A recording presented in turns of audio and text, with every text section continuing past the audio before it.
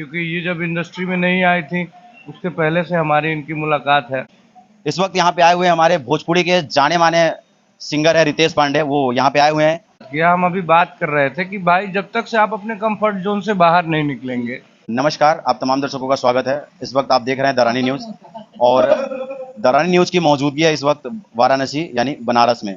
जैसे कि आप सबको पता है कि आज हम बनारस आए हुए हैं और यहाँ पे हमारी भोजपुरी की जानी मानी एक्ट्रेस है, एक्ट्रेस पल्लवी सिंह। उन्होंने एक रेस्टोरेंट ओपन किया है और रेस्टोरेंट का नाम है हीरोइन चाय वाली।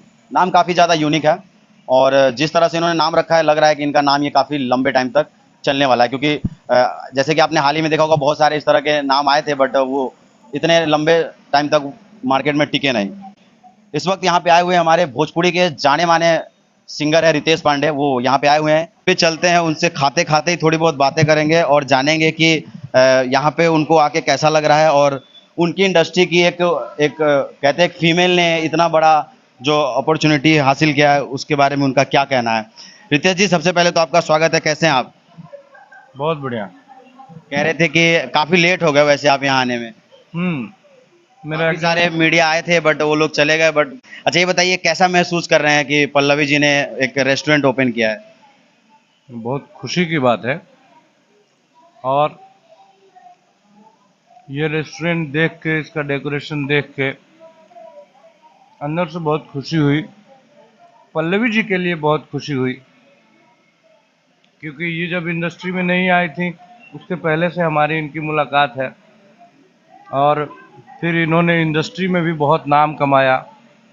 अब इन्होंने एक नया पारी शुरुआत किया। हम अभी बात कर रहे थे कि भाई जब तक से आप अपने कंफर्ट जोन से बाहर नहीं निकलेंगे, कुछ नया ट्राई नहीं करेंगे, तो फिर वहीं पे आपका वही रेगुलर चलता रहेगा।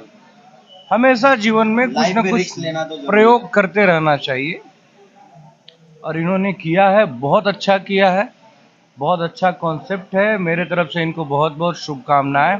हम लोग तो अक्सर आएंगे ही और आपके माध्यम से जितने लोग देख रहे हैं उनसे निवेदन है कि आप लोग आइए और बहुत सुंदर जो जायका है, जो टेस्ट है, उसका आप लोग आनंद उठाइए।